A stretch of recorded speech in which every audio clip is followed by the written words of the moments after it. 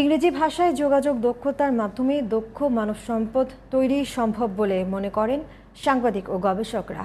দুপুরে আগামীর বাংলাদেশ সংগঠনের আয়োজনে ইংরেজি ভাষায় দক্ষতা, একাডেমিক এবং পেশাদার জীবনের মধ্যে ব্যবধান পূরণ শীর্ষক ভার্চুয়াল সেমিনারে এই কথা বলেন বক্তারা। শেরেবাংলা কৃষি বিশ্ববিদ্যালয়ের সহকারী অধ্যাপক আবু জাফর আহমেদ মুকুলের উপস্থাপনায় সেমিনারে বক্তব্য রাখেন soft skill and corporate trainer Roksana Akter Rupi, জিটিভির নিউজ এডিটর রাজু আহমেদ ও চ্যানেল আই এর নিউজ এডিটর শাকিলা জেসমিন। প্রাতিষ্ঠানিক শিক্ষা এবং কর্মজীবনের মধ্যে বিস্তর ফারাক রয়েছে বলে মন্তব্য করে বিশেষজ্ঞরা বলছেন, ইংরেজিতে দক্ষতা বাড়ানো সহ বিভিন্ন উদ্যোগের মাধ্যমে এই সমস্যা দূর করতে হবে। আগামীর বাংলাদেশের আয়োজনে ওয়েবিনারে আলোচকরা বলেন, শিক্ষা ব্যবস্থাকে বাস্তবমুখী করে ঢেলে সাজাতে হবে। বক্তৃতা করেন রোকসানা আক্তার রুপি, চ্যানেল আইয়ের বার্তা সম্পাদক শাকিলা জেসমিন, গাজী টেলিভিশনের বার্তা সম্পাদক রাজু আহমেদ এবং অন্যরা। সঞ্চালনা করেন শেরেবাংলা কৃষি বিশ্ববিদ্যালয়ের সহযোগী অধ্যাপক আবু জাফর মুকুল। আমাদের উদ্যোক্তারা অনেক ক্ষেত্রে বলে থাকেন তারা দক্ষ জনশক্তি পাচ্ছে না, তাই বিদেশ থেকে দক্ষ লোকবল নিয়ে আসতে হয়। আবার চাকরি প্রার্থীরা অনেক সময় বলে থাকে তারা চাকরি পাচ্ছেন না। দুই পক্ষের মধ্যে গ্যাপ তা পূরণ করতে শিক্ষা প্রতিষ্ঠানগুলোতে উদ্যোগ নেওয়া প্রয়োজন। ইন্ডাস্ট্রির চাহিদা অনুযায়ী শিক্ষা প্রতিষ্ঠানগুলোকে কারিকুলামও পরিবর্তন প্রয়োজন। পাশাপাশি চতুর্থ শিল্প বিপ্লবের চ্যালেঞ্জ মোকাবেলা ও ভিশন 2041 এবং সাস্টেনেবল ডেভেলপমেন্ট গোল অর্জনের জন্য ইন্ডাস্ট্রির চাহিদা অনুযায়ী দক্ষ মানব সম্পদ তৈরি করতে হবে। এজন্য ইন্ডাস্ট্রি একাডেমিয়া লিঙ্কেজ খুবই গুরুত্বপূর্ণ। আমি শুরুতেই সবিনয় অনুরোধ করছি জিটিভি নিউজ এডিটর জনাব রাজু আহমেদ ভাইকে তার স্বাগত বক্তব্যের জন্য। ধন্যবাদ আপনাকে। ধন্যবাদ মুকুল ভাই। আমি আগামীর বাংলাদেশকে শুরুতেই ধন্যবাদ জানাচ্ছি যে আমাকে আজকের এই সেশনে কিছু কথা বলার সুযোগ করে দেওয়ার জন্য। আজকে যে বিষয়ের উপর এই অনুষ্ঠানটি হচ্ছে অত্যন্ত গুরুত্বপূর্ণ বলে আমি মনে করি। কারণ আমাদের দেশে যে শিক্ষা ব্যবস্থা, এই শিক্ষা ব্যবস্থা এবং আমাদের দেশের সামগ্রিক প্রশাসনিক ব্যবস্থা থেকে শুরু করে আইন আদালত, সামগ্রিক ক্ষেত্রে ব্রিটিশ সরকার যেভাবে এই দেশে যে প্রক্রিয়ায় শিক্ষা প্রশাসন এবং আদালত ব্যবস্থা চালু করে গিয়েছিল, আমাদের এখন পর্যন্ত তারই ধারাবাহিকতায় চলছে। এর মধ্যে আমাদের দুইবার স্বাধীনতা অর্জিত হয়েছে, একবার পাকিস্তান এবং মুক্তিযুদ্ধের মধ্য দিয়ে বাংলাদেশ। তারপরেও ব্রিটিশের যে মৌলিক কাঠামো, সেই কাঠামো থেকে কিন্তু আমরা এখন পর্যন্ত বেরিয়ে আসতে পারি নাই। সেটা শিক্ষার ক্ষেত্রে হোক, প্রশাসনিক ক্ষেত্রে হোক, আদালতের ক্ষেত্রে হোক, আমাদের ব্যক্তিগত জীবন চর্চার ক্ষেত্রে হোক, অনেক ক্ষেত্রে আমরা সেখান থেকে বেরিয়ে আসতে পারিনি। ফলে আমাদের দেশের যে বিষয়টি আজকে আসছে, যে পেশাগত জীবনের যে দক্ষতা, সেটার সাথে একাডেমিক আমাদের যে পড়াশোনা, সেটার মধ্যে কিন্তু একটা বড় ধরনের দূরত্ব রয়ে যাচ্ছে। সেটার একটা কারণ হচ্ছে আমাদের যে শিক্ষা ব্যবস্থা, এই শিক্ষা ব্যবস্থাটা বহুমুখী, বহুদা বিভক্ত। একমুখী কোনো শিক্ষা ব্যবস্থা আমাদের এখানে চালু নেই।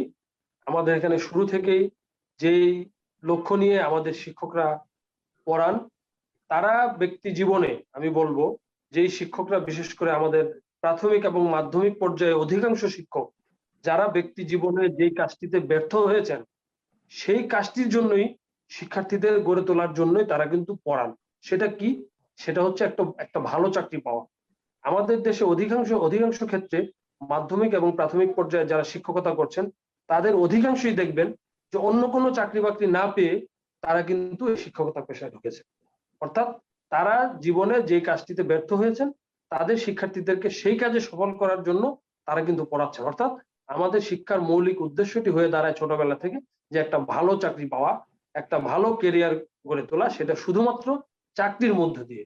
এখানে যে উদ্যোক্তার ব্যাপারটি আমাদের এখানে আসছে, উদ্যোক্তা তৈরির নানান রকমের কথাবার্তা এখানে হচ্ছে, আমাদের এখানে দক্ষতার কথা বলা হচ্ছে, আমাদের এখানে স্কিলের কথা বলা হচ্ছে, আমাদের মানে কর্মমুখী যেই জীবনের জন্য শিক্ষা, সেইটার কথা বলা হচ্ছে। আমাদের প্রাথমিক এবং মাধ্যমিক পর্যায়ের শিক্ষকরা কিন্তু সেই বিবেচনাটি নিয়ে আমাদের অধিকাংশ ক্ষেত্রে পড়াশোনাটা করান না করানোর ফলে আমাদের যেটা হয়, উচ্চ পর্যায়ে যারা আমরা শিক্ষায় যাই, উচ্চ শিক্ষার ক্ষেত্রে গিয়ে আমাদের কিন্তু একটা বড় ধরনের সংকট সমস্যায় পড়তে হয়। সারা দেশের যারা ভালো ভালো ছাত্র তারা কিন্তু বিভিন্ন বিশ্ববিদ্যালয়, ঢাকা বিশ্ববিদ্যালয় সহ বিভিন্ন বিশ্ববিদ্যালয়ে ভর্তি হন, তাদেরকেও কিন্তু একাডেমিক ক্যারিয়ারেও তাদের কিন্তু একটা বড় ধরনের সংকটের মধ্যে পড়তে হয়। কারণ অধিকাংশ ক্ষেত্রে আমাদের প্রাথমিক এবং মাধ্যমিক স্কুলগুলো বিশেষ করে ইংরেজিতে আমাদের সেই দক্ষতা গড়ে তুলতে সক্ষম হন না। যে কারণে আমরা যখন উচ্চ শিক্ষার ক্ষেত্রে আমাদের বিভিন্ন একাডেমিক সিলেবাস নিয়ে আমরা কিন্তু অনেকেই সেই সমস্যাটায় পড়ি, যেহেতু ইংরেজিতে আমাদের সেই দক্ষতাটা থাকে না। ফলে আমাদের মূলত ইংরেজির দক্ষতাটা শুরু হয় হচ্ছে, এবং আমাদের শিক্ষার মৌলিক যে মানে ধ্যান ধারণা, জ্ঞান অর্জন, সেটা কিন্তু আমাদের শুরু হয় মূলত উচ্চ শিক্ষার পর্যায়ে, যেটা আমাদের দেশের আবার অধিকাংশ মানুষ যেতে পারে না। এটা হচ্ছে একটা দিক। দ্বিতীয় একটা দিক হচ্ছে আমাদের শিক্ষা ব্যবস্থা বহুধা বিভক্ত হওয়ার কারণে আমাদের মোট শিক্ষার্থীর বা মোট জনসংখ্যার অর্ধেক কিন্তু এই যে আমরা যে আকাঙ্ক্ষার কথা বলছি, যে এই যে দক্ষ জনশক্তি গড়ে তোলার মধ্য দিয়ে আমাদের দেশের যে মানে যারা এমপ্লয়ার, তাদের যে একটা অভিযোগ যে তারা তো মানুষ পাচ্ছেন না, ফলে বিদেশ থেকে লোকজন আমাদের এখানে নিয়ে আসতে হচ্ছে। আমরা তো শুরুতেই দেশের জনসংখ্যার অর্ধেককে আমরা ভিন্ন ধারায় রেখে দিচ্ছি, যাদের পক্ষে এই দক্ষতাটা অর্জন করা কখনো সম্ভব হচ্ছে না। কর্মমুখী জীবনে তাদের যে এই যে কম্পিটিশনের মধ্যে ঢোকাই সম্ভব হচ্ছে। আমাদের এখানে একটা বিশাল অংশ মাদ্রাসায় পড়তে চলে যাচ্ছে, এখন কিন্তু তারা একেবারে মূল শিক্ষার্থীর প্রায় অর্ধেক। এটা কিন্তু একটা বড় ধরনের, কারণ আমাদের মাদ্রাসায় শিক্ষার দরকার আছে, আমাদের ধর্মচর্চা, আমাদের নানান ধরনের কাজ, কিন্তু সেটা কত সংখ্যক দরকার? আমাদের মূল মোট শিক্ষার্থীর কত শতাংশকে আমরা ওই ধারায় নিয়ে যাব? সুতরাং এই যে সমস্যাগুলো তৈরি হওয়ার ফলে আমাদের কিন্তু অনেক সম্ভাবনাময় যারা, তাদের কিন্তু মেধাটা কিন্তু নষ্ট হচ্ছে আমি বলবো।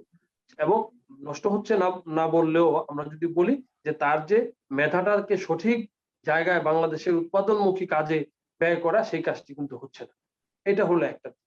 আরেকটা হচ্ছে, যেহেতু আমাদের শিক্ষা ব্যবস্থা কর্মমুখী চিন্তা থেকে নয়, চাকরিমুখী, যার ফলে এই যে পরীক্ষায় পাশ করার সার্টিফিকেট অর্জনের যে একটা প্রবণতা, এবং সেটাই হচ্ছে আমাদের অভিভাবক এবং আমাদের শিক্ষকদের একটা মূল লক্ষ্য, শিক্ষার্থীদের দিয়ে তারা তৈরি করাচ্ছেন যে পরীক্ষায় পাশ এবং চাকরি।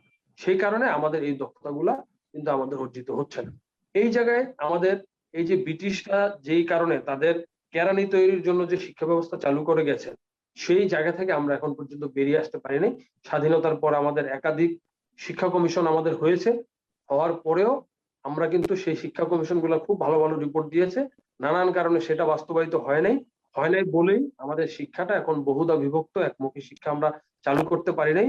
দক্ষতা অর্জনের শিক্ষা, জ্ঞান অর্জনের যে শিক্ষা, কর্মমুখী যে শিক্ষা, সেই জায়গাটা আমরা মূল ধারা করে তুলতে পারি নাই, যার ফলে এই সমস্যাগুলো আমাদের সৃষ্টি হচ্ছে, যে কর্মজীবনে গিয়ে আমরা একটা বড় ধরনের সমস্যার মধ্যে পড়ে যাচ্ছি। আমরা কর্মজীবনে গিয়ে আমাদের মূলত শিক্ষাটা শুরু হচ্ছে, এবং সেই শিক্ষায় অনেকে মানে একাডেমিক ভালো ফলাফলের পরও তারা কর্মজীবনে কিন্তু অনেক ক্ষেত্রে পিছিয়ে পড়ছে। আমাদের দেশের যে অর্থনৈতিক সম্ভাবনা, সেই সম্ভাবনাটি আমরা কিন্তু শতভাগ আমরা পূরণ করতে পারছি না। এই জায়গায় আমি বলবো যে আমাদের শিক্ষা ব্যবস্থা মূলত বড় ধরনের যদি একটা পরিবর্তন আনা যেতে পারে, কর্মকে মূল করে আমাদের যদি একটা ধারার শিক্ষাকে সেভাবে যদি গড়ে তোলা যায়। আমরা অনেক সময় উদাহরণ দিই যে আমাদের প্রতিবেশী দেশ চীন, কিংবা আরো অনেক দেশ, ইউরোপের বিভিন্ন দেশ, ফ্রান্স, জার্মানি, ইতালি, তারা নিজেদের ভাষায় দক্ষতা অর্জন করেই কিন্তু তারা উন্নত হচ্ছে। চাইনিজদের অধিকাংশ ইংরেজি জানে না, তাদের অনেক বড় বড় পদে আছেন তারা ইংরেজি জানে না, জাপানিরা অবস্থা তাই। কিন্তু আমাদের দেশের কালচারটা কিন্তু ওই রকম ভাবে আমরা তৈরি করি নাই। ফলে আমাদের দেশে আমরা যদি ওই উদাহরণ দিয়ে দিই যে শুধুমাত্র মাতৃভাষা শিক্ষা দিয়েই আমরা অনেক উন্নত হতে পারবো, সেই প্রেক্ষাপটটা, সেই পরিস্থিতিটা, সেই যে মানে শিকড়টা, সেই রুটটা কিন্তু আমাদের তৈরি হয়নি। সেটা যদি কোনোদিন বড় ধরনের কোনো বৈপ্লবিক পরিবর্তন বাংলাদেশে আসে, সেটা হইতে পারে, কিন্তু বর্তমানে আমাদের শিক্ষা ব্যবস্থার মধ্যেই আমাদের এই স্কিল গুলা, একদিকে কর্মের যে দক্ষতা, একদিকে শিক্ষা মানে বাংলা ভাষার দক্ষতা, ইংরেজির দক্ষতা, যাতে আমরা এই যে ডিজিটাল যে যুগ, তথ্য প্রযুক্তির যে যুগ, সেই যুগে আমরা যাতে সারা পৃথিবীর মানুষের সঙ্গে আমরা যাতে প্রতিযোগিতায় এগিয়ে যেতে পারি, এগিয়ে থাকতে পারি, শিক্ষা ব্যবস্থাটাকে আমাদের সেভাবে ঢেলে সাজানো গেলেই আমরা মূলত যে আক্ষেপটি আমাদের আছে যে আমাদের বিদেশ থেকে অনেক ক্ষেত্রে এক্সপার্ট ভাড়া করে আনতে হয়, সেই জায়গাটা কিন্তু আমাদের হয়তো বা আমরা পূরণ করতে পারবো নিজেদেরই। তো আমি আর আজকে এই যেহেতু আমি স্বাগত বক্তা, আমি সবাইকে এই সেশনে স্বাগত জানাচ্ছি। আশা করি আমাদের আজকে যিনি রিসোর্স পার্সন আছেন তার বক্তব্যের মধ্য দিয়ে যারা শ্রোতা এখানে যারা শুনছেন তারা আরো বেশি এই বিষয়টির উপরে আরো বেশি দক্ষতা অর্জন করবেন, এবং আমরা যারা বিশেষ করে যারা সমাজে দুই একটু ভূমিকা, আমরা শিক্ষক, সাংবাদিক, আমরা বিভিন্ন পেশাজীবী যারা আছি, যাদের কথা মানুষ হয়তো কিছুটা হলেও শুনে, তাদের এই মূল জায়গাটা যে আমরা যাতে বারবার করে সরকারের নীতি নির্ধারকদের কাছে তুলে ধরি যে আমাদের আসলে সময় এসেছে সারা পৃথিবীর সাথে প্রতিযোগিতায় টিকে থাকা, শুধু টিকে থাকা নয়, সারা পৃথিবীর সাথে প্রতিযোগিতা করে এগিয়ে যাওয়া। সুতরাং আমাদের শিক্ষা ব্যবস্থা, আমাদের কর্মজীবন, আমাদের পেশাগত জীবন থেকে শুরু করে আমাদের প্রশাসনিক ব্যবস্থাটা সেইভাবে ঢেলে সাজানো যাতে আমরা পৃথিবীর সব দেশের সাথে আমরা তুলনা করে বাংলাদেশকে এগিয়ে নিয়ে যেতে পারি। সবাইকে ধন্যবাদ। ধন্যবাদ রাজু আহমেদ ভাইকে তার মূল্যবান বক্তব্যের জন্য। আশা করি আজকে যারা রিসোর্স পার্সন আছেন যে এই দ্বারা আপনারা অনেক কিছু জানতে পারবেন। ধন্যবাদ রাজু ভাই, আপনি এত ব্যস্ততার মধ্যে আমাদের সাথে সংযুক্ত ছিলেন। আশা করি আপনি থাকবেন। এখন আমি একটু সবিনয়ে অনুরোধ করছি যে আপনারা যারা সাউন্ড রয়েছেন একটু মিউট করে দেন সাউন্ডটা, তাহলে আমাদের আননেসেসারি অনেক সাউন্ড আসবে না। জি ধন্যবাদ। আমি সবিনয় অনুরোধ করছি আজকের সেশনের রিসোর্স পার্সন হিসেবে communication skill in English bridging the gap between academic and professional life শীর্ষক মূল বক্তব্য উপস্থাপন করার জন্য রোকসানা আক্তার রুপি ম্যাডামকে সবিনয় অনুরোধ করছি। জি ধন্যবাদ। আসসালামু আলাইকুম, ভাই আপনাকে এরকম চমৎকার একটা সময়ে উপযোগী একটা সেশন আপনি অর্গানাইজ করেছেন। এটা আসলে এখন খুব প্রয়োজন। আমরা তো অনেক বছর ধরে যে আমাদের ভাইয়া যিনি বলে গেলেন, আমাদের স্বাগত বক্তা, যে আমাদের যে এডুকেশন সিস্টেমটা এমন ভাবে তৈরি হয়েছে যে আমরা খুব ভালো ভালো পাবলিক ইউনিভার্সিটিতে পড়ছি, প্রাইভেট ইউনিভার্সিটিতে পড়ছি। স্টুডেন্টরা সেখান থেকে আমরা যখন গ্রাজুয়েশন ডিগ্রি নিয়ে বের হচ্ছি, আমরা ডিফারেন্ট সেক্টর স্পেসিফিক নলেজে আমরা এক্সপার্ট হচ্ছি। কিন্তু আমরা যখন প্রফেশনাল লাইফে আমরা পা ফেলছি, সেখানে আমরা আবার হিমশিম খেয়ে যাচ্ছি যে পুরো ভিন্ন একটা জগৎ, পুরো ভিন্ন একটা পরিবেশ, পুরো ভিন্ন কিছু প্র্যাকটিস। একাডেমিক লাইফ এবং প্রফেশনাল লাইফের মাঝখানে যে গ্যাপটা, এই গ্যাপটাতে মানে আমরা কলেজ ইউনিভার্সিটি গুলোতে আমরা জাস্ট সেক্টর স্পেসিফিক টেকনিক্যাল নলেজটা দেই, এবং প্রফেশনে যে আরো বেশি কিছু প্রয়োজন সেই জিনিসটা আসলে একাডেমিক প্ল্যাটফর্ম থেকে আসলে স্টুডেন্টরা এখন পর্যন্ত পাচ্ছে না। যদিও আমাদের বিজনেস কমিউনিকেশন বা বিজনেস ইংলিশ বলে একটা কোর্স থাকে আমাদের বেসিক কোর্সের মধ্যে প্রত্যেকটা ইউনিভার্সিটিতে, বাট সেটা কোনো মতে স্টুডেন্টরা একটা সেমেস্টারে 3 মাসের মধ্যে কোনো মতে পাশ করে যায়, ওরা ডিগ্রি নিয়ে বের হয়ে আসছে। কিন্তু তাদের যে স্কিল গুলো এক্স্যাক্টলি প্রয়োজন তাদের জব মার্কেটে কম্পিট করার জন্য বা নিজেদের পায়ে দাঁড়িয়ে কিছু করার জন্য, সেটা আসলে অনেক বড় বড় বড় একটা গ্যাপ। তো সেই বিষয়ে আজকে আমরা কথা বলার সুযোগ পেয়েছি। আমি আমাদের যে আয়োজক আছেন তাকে আমি আন্তরিক কৃতজ্ঞতা জানাচ্ছি যে তিনি এটা সুযোগ করে দিয়েছেন। তো আমরা আসলে ব্যাপারগুলো কি আমরা একটু দেখতে চাই। আমি পার্সোনালি যখন ইউনিভার্সিটিতে পড়াচ্ছি, আমি যখন স্টুডেন্টদের সাথে ডিল করছি বা ইউনিভার্সিটির একটা পার্টিকুলার সিলেবাস ফলো করে আমি যখন পড়াচ্ছি, সেই সিলেবাসটার মধ্যে আমি দেখতে পাচ্ছি যে সেটা ইনাফ না একটা স্টুডেন্টকে জব মার্কেটের জন্য রেডি করে দেওয়া। তো এই জিনিসটাকে যদি আরেকটু ঝেড়ে কাশা যায়, সেটা কেমন? একটা স্টুডেন্ট কম্পিউটার সিএসসি তে পড়ছে, অথবা সে বিবিএ তে পড়ছে, অথবা ইংলিশ ডিপার্টমেন্টে পড়ছে। তো সে যখন জবে যাচ্ছে, সেই জবে অ্যাপ্লাই করার জন্য একটা ওই তার স্টাডি রিলেটেড যে টপিক, সেই টপিকে সে অ্যাপ্লাই করার জন্য তাকে তার যে একাডেমিক এক্সপিরিয়েন্স বা একাডেমিক যে ডিগ্রি সেটা তাকে অতটুকু পর্যন্ত নিয়ে যাচ্ছে, ইন্টারভিউ পর্যন্ত নিয়ে যাচ্ছে। Very nice. তো তার যে সেক্টর স্পেসিফিক নলেজ বা তার টেকনিক্যাল যে স্কিলটা ডেভেলপ করেছে একাডেমিকলি, সেটা তাকে ইন্টারভিউ পর্যন্ত নিয়ে যাচ্ছে। কিন্তু সেই নলেজটাই কি যথেষ্ট তার জবটা পাওয়ার জন্য? আসলে সেটা যথেষ্ট না। কারণ জবটা হবে কিনা সেটা তার যোগ্যতা কতটুকু আছে, সেই রিলেটেড স্কিল কতটুকু আছে সেটা যতটুকু জরুরি, সাথে সাথে জরুরি যে তার সফট স্কিল কতটুকু সে ডেভেলপ করতে পেরেছে ওভার দ্য টাইম। তাহলে তার সেক্টর স্পেসিফিক নলেজ তাকে ইন্টারভিউ পর্যন্ত নিয়ে আসছে, সে পার্টিকুলার জব ফাংশনটা পারফর্ম করার জন্য, সে রোলটা প্লে করার জন্য তাকে অতটুকু নিয়ে আসছে, কিন্তু তার জবটা হবে কিনা এবং তার জবটার সাথে সে কন্টিনিউ করে যেতে পারবে কিনা, ধরে রাখতে পারবে কিনা চাকরিটা, সেটা পুরোপুরি নির্ভর করছে তার সফট স্কিলের উপর। তাহলে অন্যভাবে যদি বলতে চাই, তাদের টেকনিক্যাল নলেজটা তাদের ওই পার্টিকুলার রোল প্লে করার জন্য তাদের জন্য প্রয়োজন, এবং সেটা যে কোনো অর্গানাইজেশনে, যে কোনো ডিপার্টমেন্টে, যে কোনো পজিশনে ডিরেক্টলি ট্রান্সফারেবল নয়। কিন্তু তাদের ভেতরে যদি সফট স্কিলস থাকে, তাহলে তাদের সেই সফট স্কিলসটা যে কোনো এনভায়রনমেন্টে, যে কোনো অর্গানাইজেশনে, যে কোনো প্ল্যাটফর্মে, যে কোনো পজিশনে ডিরেক্টলি ট্রান্সফারেবল। এখন কথা আসতে পারে যে what are the soft skills? তো the top 5 soft skills sought by the hiring managers are first comes the communication skills, and then আমি কিন্তু সফট স্কিল অনেক আছে, আমি 5টা বলছি যেটা হায়ারিং ম্যানেজাররা যেটা বেসিসে আপনার ক্যাপাবিলিটিটা আপনার চেক করবে। তাহলে ফার্স্ট হচ্ছে আপনার কমিউনিকেশন স্কিলটা কেমন, আপনি আপনার যোগ্যতাটা, আপনি নিজেকে কিভাবে সেল করছেন ইন্টারভিউ প্ল্যাটফর্মে, নিজেকে কিভাবে আপনি প্রকাশ করছেন, রিফ্লেক্ট করছেন আপনার স্কিলটাকে, সেই কমিউনিকেশন স্কিলটা ইম্পর্টেন্ট।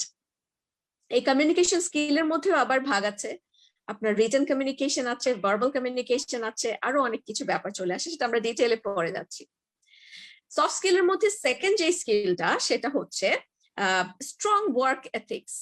আপনাকে যখন ইন্টারভিউ করা হবে, অথবা আপনি যখন আপনার নিজের একটা প্ল্যাটফর্ম রেডি করবেন, আপনার নিজের একটা ব্যবসা আপনি দাঁড় করাতে চেষ্টা করবেন, সেখানে আপনার এই জিনিসটা প্রচন্ড প্রয়োজন, সেটা হচ্ছে স্ট্রং ওয়ার্ক এথিক্স।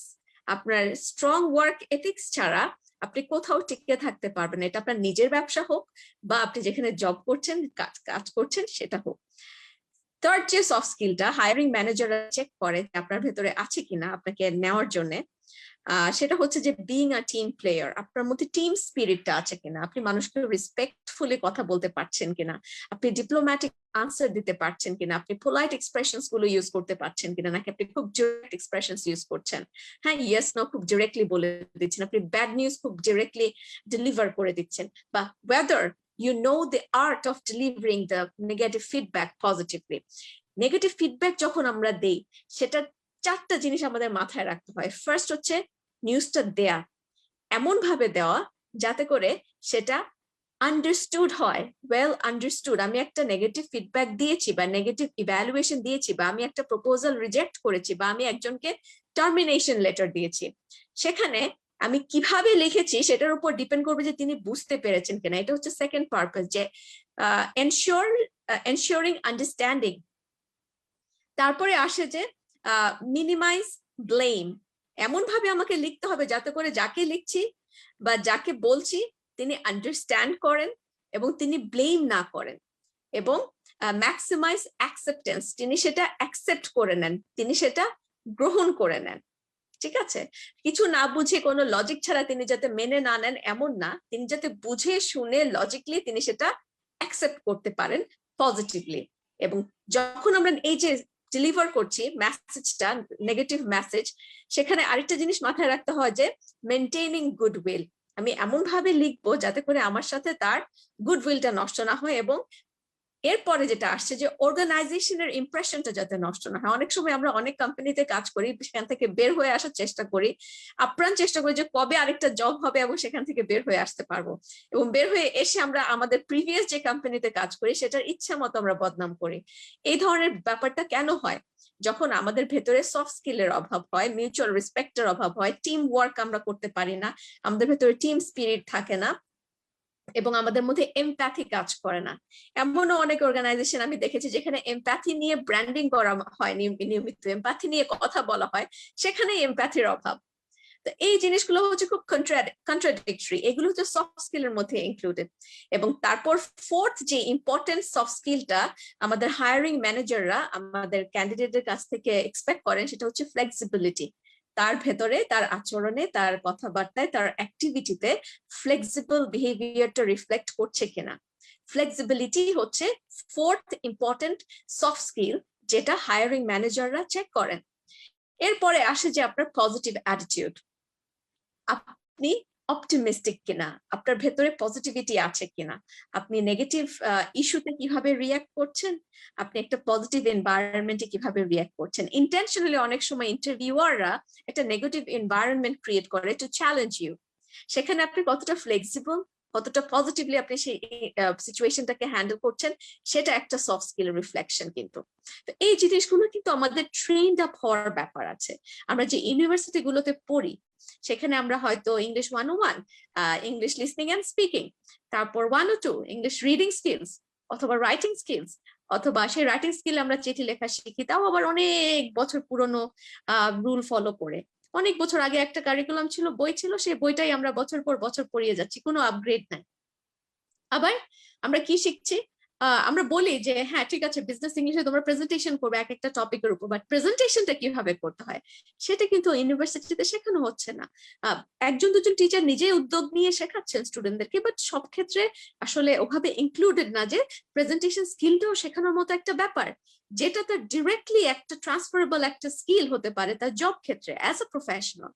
হ্যাঁ, তো এই যে প্রেজেন্টেশন মাস্টারি, সেটার ইন্টারন্যাশনাল স্ট্যান্ডার্ডটা কি, সেটা যদি আমরা একটা স্টুডেন্টকে শিখিয়ে দিতে পারি, তাহলে সেই স্টুডেন্টটা যে কোনো প্ল্যাটফর্মে, সে দেশে থাকুক বিদেশে থাকুক, একাডেমিক প্ল্যাটফর্ম হোক, তার পার্সোনাল প্ল্যাটফর্ম হোক, সোশ্যাল প্ল্যাটফর্ম হোক, প্রফেশনাল প্ল্যাটফর্ম হোক, যে কোনো প্ল্যাটফর্মে সে সেই স্কিলটাকে ইমপ্লিমেন্ট করে সে তার কাজটাকে সে আদায় করে নিতে পারছে, সেটা আমরা করতে পারছি না। আমরা সেই স্টুডেন্টটাকে আমরা international email manner and etiquette কি, প্রফেশনাল ম্যানার এন্ড এটিকেট কি, আমি যদি একজন প্রফেশনাল হিসেবে একটা অর্গানাইজেশনে কাজ করি, সেই অর্গানাইজেশনে আমাকে টয়লেট ম্যানারটা পর্যন্ত জানতে হয়। এটা অনেক হাস্যকর মনে হয় যে হ্যাঁ টয়লেট ম্যানার আবার কি হতে পারে। ইয়াস, আপনি যখন একটা অফিসে কাজ করছেন, আপনি টয়লেট কিভাবে ইউজ করছেন সেটাও শেখার ব্যাপার আছে। এই সবকিছু কিন্তু আপনার সফট স্কিলের মধ্যে ইনক্লুডেড। হ্যাঁ, এবং আমি আপনাদের সাথে শেয়ার করি কেন টয়লেট ম্যানার জানার প্রয়োজন আছে। আপনার বাসায় আপনি আপনার পার্সোনাল টয়লেট কিভাবে ইউজ করবেন সেটা আপনার ব্যাপার, কিন্তু আপনি যখন আপনার অর্গানাইজেশনে আছেন, আপনার কলিগরা আছে সেখানে, সেম টয়লেট সবাই ইউজ করছে, সেখানে আপনি যদি ফ্ল্যাশ না করে চলে আসেন, সেই জিনিসটা কিন্তু আপনার কাজের ক্ষেত্রে খুবই বিরক্তিকর একটা ব্যাপার হয়। এবং আমি অনেকজনকে দেখেছি যে টয়লেট ম্যানার না জানার কারণে সে অনেক বুলিড হয়েছে কর্মক্ষেত্রে, এবং সেখান থেকে তাকে বের হয়ে আসতে হয়েছে একটা সময় গিয়ে। তাহলে এই সফট স্কিলের মধ্যে আমাদের এই জিনিসগুলো কভার করে। আমার টেবিল ম্যানারকে, আমি যখন কলিগদের সাথে বসে খাচ্ছি, আমি যখন আমার কোম্পানির ডিনার আমি অ্যাটেন্ড করছি, আমি যখন বিভিন্ন ইভেন্টস অ্যাটেন্ড করছি, সেখানে সবাইকে ওয়েলকাম করা, নিজেকে কিভাবে তাদের সামনে আমি ইন্ট্রোডিউস করছি, কিভাবে রিপ্রেজেন্ট করছি, সবকিছু শেখার ব্যাপার আছে। তাহলে আমি আরেকটু রিভিউ করে নিই। তাহলে হায়ারিং ম্যানেজাররা আপনার ভেতরে কোন 4-5টা সফট স্কিল প্রথমে দেখে? ফার্স্ট হচ্ছে আপনার কমিউনিকেশন স্কিলটা, সেকেন্ড হচ্ছে আপনার ভেতরে স্ট্রং ওয়ার্ক এথিক্স আছে কিনা, ডিফারেন্ট কোয়েশ্চেন করে তারা সেটা চেক করবে, আপনার বিহেভিয়ারাল কোয়েশ্চেন করে আপনাকে চেক করা হবে।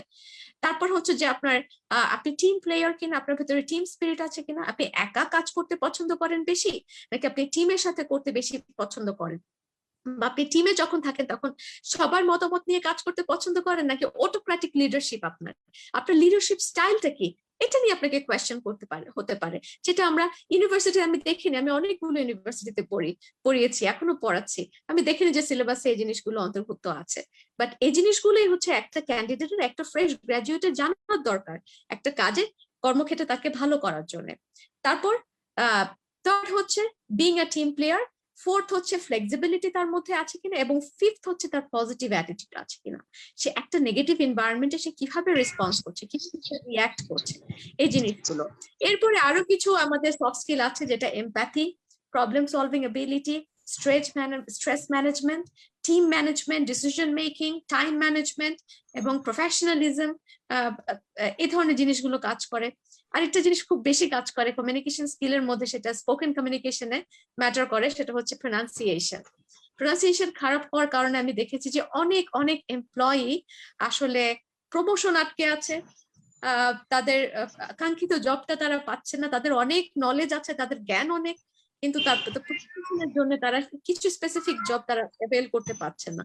সো ওভারঅল এই জিনিসগুলোই আসলে এই স্কিলগুলো প্রয়োজন two bridge the gap between academic life and professional life. তো আমি মাঝখানে একটু ব্রেক নিতে চাচ্ছি, আমি একটু অডিয়েন্সের কাছ থেকে শুনতে চাচ্ছি, এবং তারপরে আমি কমিউনিকেশন স্কিল নিয়ে কিছু ডিটেল ডিসকাশনে যাব। Over to you the moderator Mukul. জি, থ্যাংক ইউ রুপি আপা।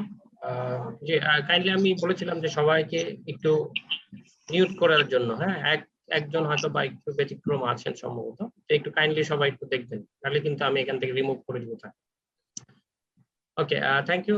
So feedback basically communication skill নিয়ে আজকে আমাদের যেহেতু এই সেশনটা হচ্ছে, সো কয়েকটা ভাগে আমাদের ম্যাডাম ভাগ করেছেন, তো আমি একটু ফিডব্যাক নিতে চাচ্ছি।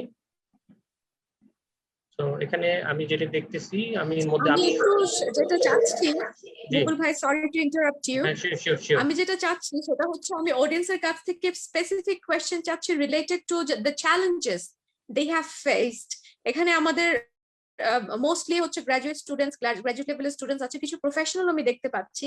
তো আমি সবাইকে ওয়েলকাম করছি যে আপনারা আপনাদের কর্মক্ষেত্রে বা আপনাদের কাজের ক্ষেত্রে আপনারা কি ধরনের চ্যালেঞ্জ গুলো ফেস করেন রিগার্ডিং কমিউনিকেশন, এখানে রিটেন কমিউনিকেশনের ক্ষেত্রে কি ধরনের চ্যালেঞ্জ গুলো ফেস করেছেন স্পেসিফাই করে আমাকে জানাবেন, তার বেসিসে আমি কথা বলতে চাই আজকে। এবং ভার্বাল কমিউনিকেশনের ক্ষেত্রেও কি ধরনের আপনারা চ্যালেঞ্জ গুলো ফেস করছেন, হীনমন্যতায় ভুগছেন কিছু কিছু ক্ষেত্রে, বা বুলিড হচ্ছেন বিভিন্ন ক্ষেত্রে বিভিন্ন ফেজে গিয়ে, সেই জিনিসগুলো স্পেসিফাই করে আপনারা একটু আপনাদের চ্যালেঞ্জ গুলো শেয়ার করবেন, বা কোনো কোয়েশ্চেন থাকলে আপনারা চ্যাট বক্সে লিখবেন। জি মুকুল ভাই। জি, থ্যাংক ইউ। আমি কি মানে ই করব, র্যান্ডমলি পিক করব কাউকে কোশ্চেনের জন্য? হ্যাঁ, আপনি র্যান্ডমলি পিক করতে পারেন। জি, আমাদের কিছু প্রফেশনাল আছে, আমরা তাদেরকে আগে অ্যাটেন্ড করতে পারি, তারপরে আমরা স্টুডেন্টদের কাছে যেতে পারি। জি, যে এখানে প্রফেশনাল যারা অর্থাৎ ওয়ার্কিং এ আছেন, তাদের মধ্য থেকে একজন বলতে পারেন।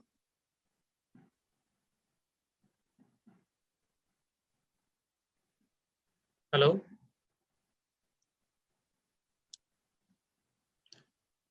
ওকে, আমরা নেক্সট স্টুডেন্টের মধ্য থেকে বলতে চাচ্ছি আবাদ সোমালি মাইশা, তুমি আছো?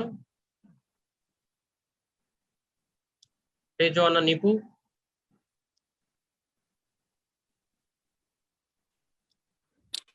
আসসালামু আলাইকুম। আমার কথা কি আমার হ্যাঁ, কথা নিপু, কি শোনা যাচ্ছে? হ্যাঁ, এখন শোনা যাচ্ছে। জি হ্যালো, জি হ্যাঁ, বলো এখন বলো। হ্যালো, হ্যাঁ, শুনতে আমি পাচ্ছি নিপু, আপনি বলতে পারেন। ধন্যবাদ ম্যামকে। ম্যাম অনেক গুরুত্বপূর্ণ বিষয়গুলো আমাদের সামনে তুলে ধরছেন, কিন্তু আমি যে কথাটি আসলে বলতে চাচ্ছি সেটা হচ্ছে মোটামুটি আমরা সবাই জানি সমস্যাগুলো। নিপু, আপনার কানেক্টিভিটিটা মনে হয় একটু ডিস্টার্ব করছে। আবাদ Somali Maisha?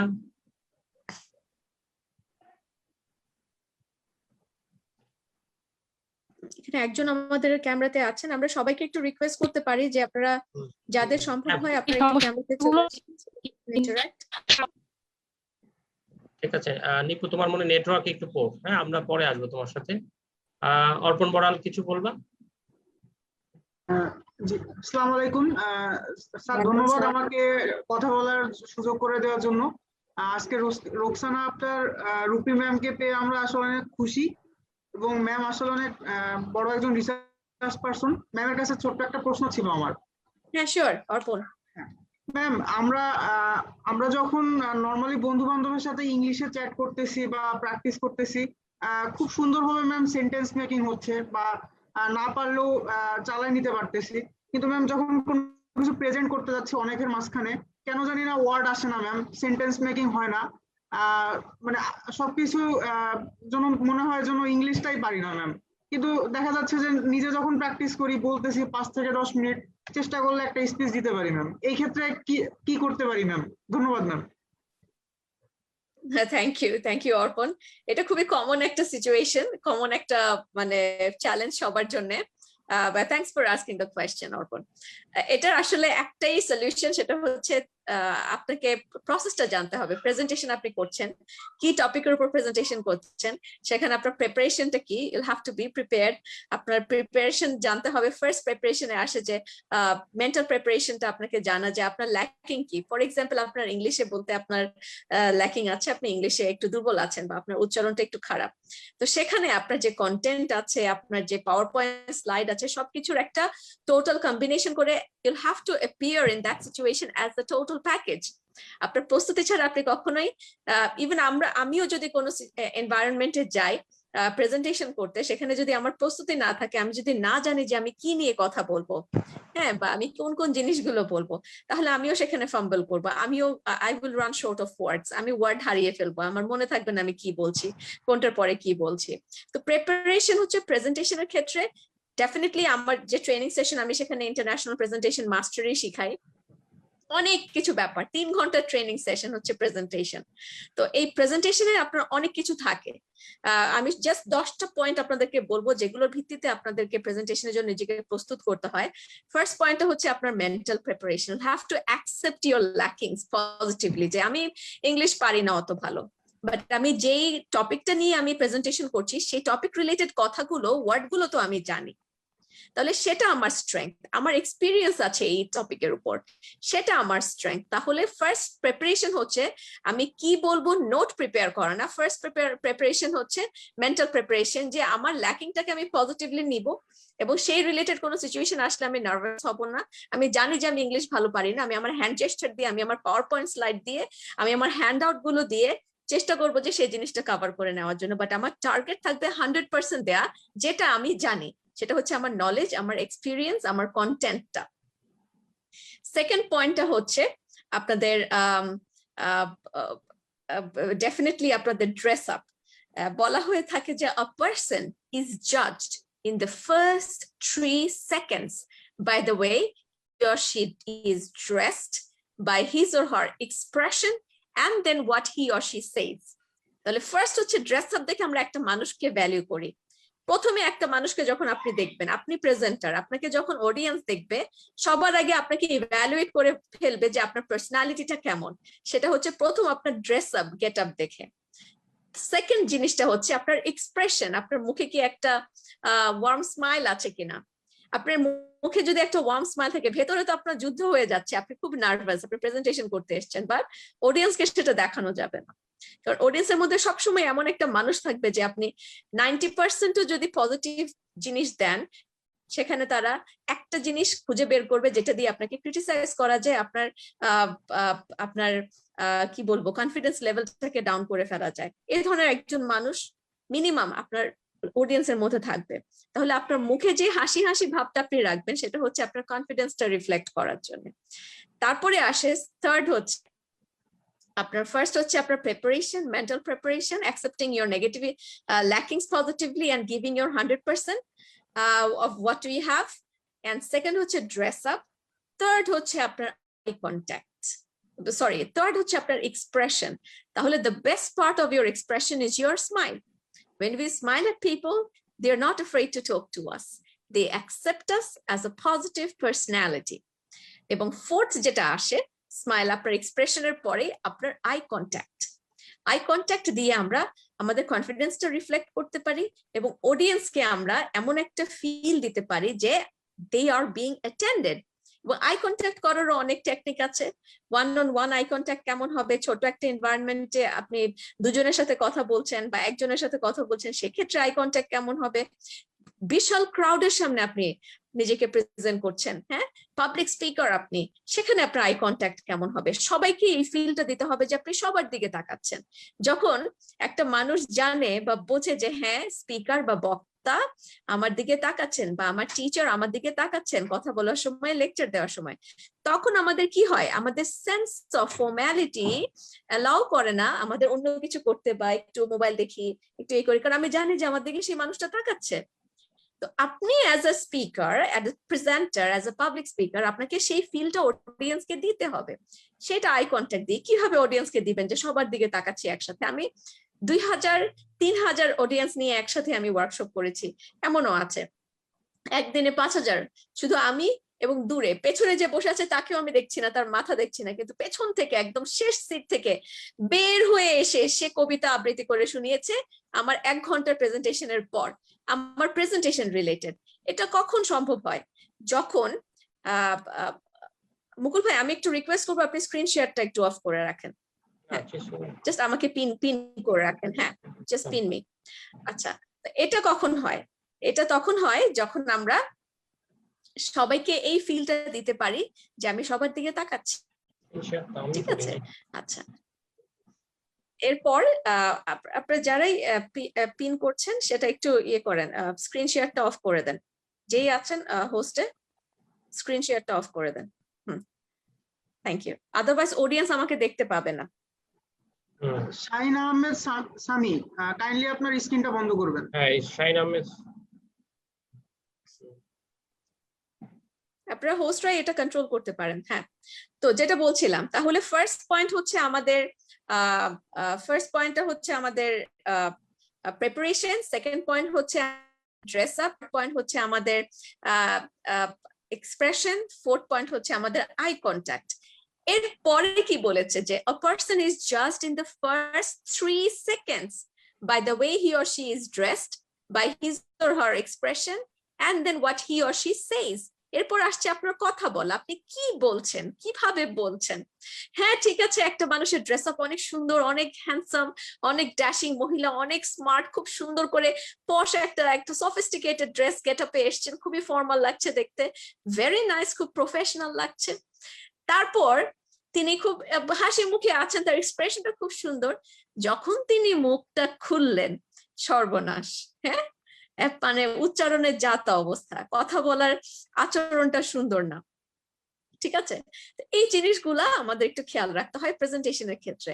Brush your teeth, believe me, brush your teeth. প্রেজেন্টেশনের আগে এমন কিছু খাবে না যে দাঁতে লেগে থাকে, ঠিক আছে? খুবই অ্যানয়িং, আপনাকে প্রফেশনাল কেউ মনে করে। ব্রাশ ইউর টিথ, আয়না দেখবেন প্রেজেন্টেশনের প্ল্যাটফর্মে যাওয়ার আগে, ইন্টারভিউতে যাওয়ার আগে, এগুলো খুব ইম্পর্টেন্ট। কিন্তু ইভেন আমি এমনও ইন্টারভিউ দেখেছি, যখন আমি ইন্টারভিউ নিচ্ছিলাম, আমি যার সাথে মিলে বোর্ড ইন্টারভিউ নিচ্ছিলাম, সেখানে একজন তো বলেই বসেছেন যে একে দূর করেন, মুখ থেকে গন্ধ আসছে, ঠিক আছে? এই জিনিসগুলো ম্যাটার করে। এরপরে আসছে আপনার ড্রেস আপে যেটা বলেছিলাম, dress up should be as per the demand of the situation. আপনি ইন্টারভিউ বোর্ডে গিয়েছেন, একদম চুল খোলা, খুব সুন্দর করে আপনি ব্লো ড্রাই করে গেছেন, তারপর হচ্ছে আপনার ওড়নাটা আছে, সুন্দর শিফন ওড়না পরে গেছেন, আপনার কাগজগুলো পেপার গুলো গোছানো না, হ্যাঁ, তো আপনার হুট করে বাতাসে চুলটা চোখের সামনে চলে আসলো, আপনি চুল সরাতে গিয়ে আপনার ওড়না পড়ে গেল, ওড়না ওঠাতে গিয়ে আপনার হাত থেকে কলমটা পড়ে গেল, যা তা অবস্থা। কিভাবে আপনি নিজেকে কম্পোজ করে যাবেন, এই জিনিসগুলো প্রেজেন্টেশনের ক্ষেত্রে খুব ইম্পর্টেন্ট। কিন্তু এটা ইন্টারভিউ, এটা ভাইভা, যে কোনো ধরনের ওরাল প্রেজেন্টেশনের ক্ষেত্রে খুব important. You not suppose to put your hand on your face when you are making the presentation, ঠিক আছে? হ্যাঁ, চুলকাবে, সবকিছু ঠিক আছে, বাট চুলকাবেনটা কিভাবে? আপনি কি এভাবে চুলকাবেন? নাক চুলকাতে হচ্ছে, নাক খুব সুরসুর করছে, নাকটা এরকম করে চুলকাবেন, এরকম করে চুলকাবেন, না কিভাবে চুলকাবেন? এরকম করে কপাল চুলকাচ্ছে, এরকম করে ম্যাটার করে, ডিফার করে, ঠিক আছে? সো ওয়ার্ম স্মাইল, এখন আমি বলেছি একটা মুখে হাসি থাকতে হবে, সেটা হচ্ছে best part of your expression. সেই হাসিটার মধ্যে আবার লাফটার যাতে না চলে আসে।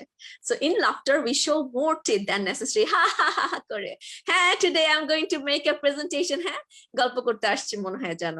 No, warm smile on your face মানে কি? সুন্নতি হাসি। তাহলে প্রেজেন্টেশনের বাকি পয়েন্ট গুলো কি থাকে দেখি। আমাদের ল্যাঙ্গুয়েজ যেটা আমরা ইউজ করি, it should be formal language always. আমরা যখন প্রেজেন্টেশন করছি, উই মাস্ট এনশিওর যে আমরা যাদের সামনে প্রেজেন্টেশন করি, we must use formal language. Formal এবং ইনফর্মাল এবং নিউট্রাল ল্যাঙ্গুয়েজের মধ্যে ডিফারেন্সটা আমাদেরকে জানতে হয়, ঠিক আছে? আমরা যদি বলি